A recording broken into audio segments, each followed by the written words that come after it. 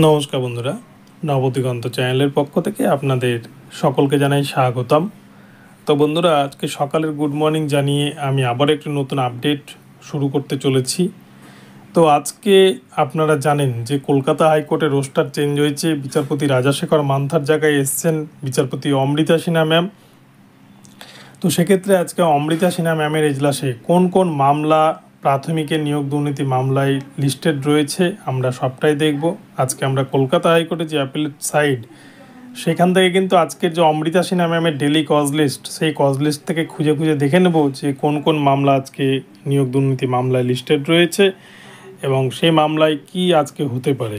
তো চলুন তাহলে আমরা সম্পূর্ণ ভিডিওটি দেখি। সম্পূর্ণ ভিডিওটি আপনাদের জন্য খুব ইনফরমেটিভ হতে চলেছে। তবে তার আগে বলে রাখি, যারা প্রথমবার চ্যানেলটি দেখছেন আপনারা অবশ্যই চ্যানেলটিকে সাবস্ক্রাইব করে নেবেন এই ধরনের আপডেট সবার আগে সবার প্রথমে পাওয়ার জন্য। তো চলুন তাহলে আমরা বিস্তারিত প্রথম থেকে শেষ পর্যন্ত দেখে নিই। তো দেখুন বন্ধুরা, এটা হচ্ছে আজকের 15 জুলাই 2024 তারিখের যে daily cause list appellate site থেকে তোলা বিচারপতি অমৃতা সিনহা ম্যামের, যেটা কিন্তু কোর্ট নাম্বার 14-তে আজকে উনি বসবেন। তো আজকে যে মামলাগুলি লিস্টেড রয়েছে ওনার কাছে, প্রথমেই আমরা দেখে নেব যে কোন মামলা লিস্টেড রয়েছে। তো দেখুন, এখানে মোশনের মধ্যে যে মামলাটি রয়েছে 33 নম্বরে যে মামলা রয়েছে, যা WPA নাম্বার কিন্তু 16-278-2022 টপে রয়েছে। মামলাটি কিন্তু টপ লিস্টে রয়েছে, যেটা কিন্তু 19 তারিখে টপে থাকবে আর কি।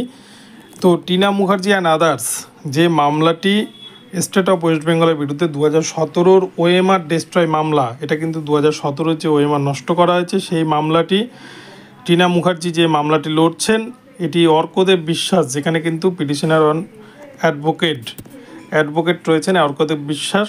তো এই মামলাটি আজকে বিচারপতি অমৃতা সিনহা ম্যামের এজলাসে কিন্তু উঠতে চলেছে, 33 নম্বরে রয়েছে। এবং এছাড়াও 61 নম্বর সিরিয়ালে দেখুন WPA number 8680-2023 Somnath Sen and others versus state of West Bengal and others, যে মামলাটি কিন্তু লড়ছেন প্রীতম মজুমদার, যিনি দিব্যেন্দু চ্যাটার্জি স্যারের কিন্তু জুনিয়র হিসেবে কাজ করেন। তো এই প্রীতমবাবু আজকে এই মামলাটি লড়ছেন। এই মামলাটি মূলত 5% যে মামলা 42,949-এর যে নিয়োগ হয়েছিল 2016 সালে, তার যে 5% ওয়েটিং প্যানেল, সেই প্যানেল যে প্রাইমারি বোর্ড দেয়নি, সেই প্রসঙ্গে কিন্তু এই মামলাটি আজকে আবার উঠতে চলেছে। এই 5% মামলার যিনি মূল মামলাকারী রাকেশ মণ্ডল অ্যান্ড আদার্স, সেই মামলার কিন্তু অনেকগুলো হিয়ারিং হয়েছে বিচারপতি রাজাশেখর মান্থার এজলাসে। এবং সেক্ষেত্রে প্রাইমারি বোর্ডের আইনজীবী লক্ষ্মীকান্ত গুপ্ত স্যার তিনি পরিষ্কার জানিয়ে দিয়েছেন যে 32,000-এর মামলা না মিটলে, যেহেতু 32,000-এর চাকরি বাতিল করে রেখেছে কলকাতা হাইকোর্টের সিঙ্গেল বেঞ্চ, তাই সেই মামলাটি যেহেতু সুপ্রিম কোর্ট ফেরত ডিভিশন বেঞ্চে রয়েছে, সেই মামলা যতদিন না মিটছে ততদিন কিন্তু এই প্যানেল দেওয়াও সম্ভব না, চাকরি দেওয়াও সম্ভব না, এরকম একটা বিষয় তারা জানিয়েছে গত শুনানিতে। এবারে এই মামলাটি আজকে নতুনভাবে কিন্তু উঠতে চলেছে আজকে কলকাতা হাইকোর্টে। প্রীতম মজুমদার মামলাটি লড়বেন।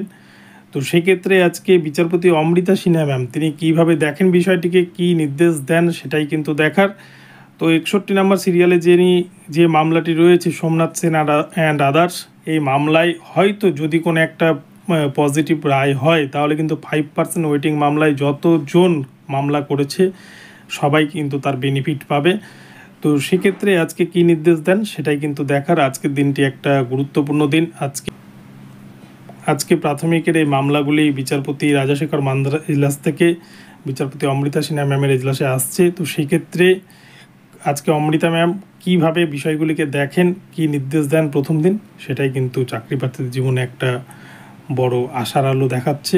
তো বন্ধুরা, এখন এই পর্যন্ত রইল। ভিডিওটি ভালো লাগলে চ্যানেলটিকে সাবস্ক্রাইব করে দেবেন, আর এই ধরনের আপডেট প্রতিনিয়ত পেতে চ্যানেলটি ফলো করতে থাকুন। ধন্যবাদ সকলকে, সকলে ভালো থাকবেন। পরবর্তীতে নতুন আপডেট নিয়ে আসবো, দেখা হচ্ছে পরবর্তী ভিডিওতে।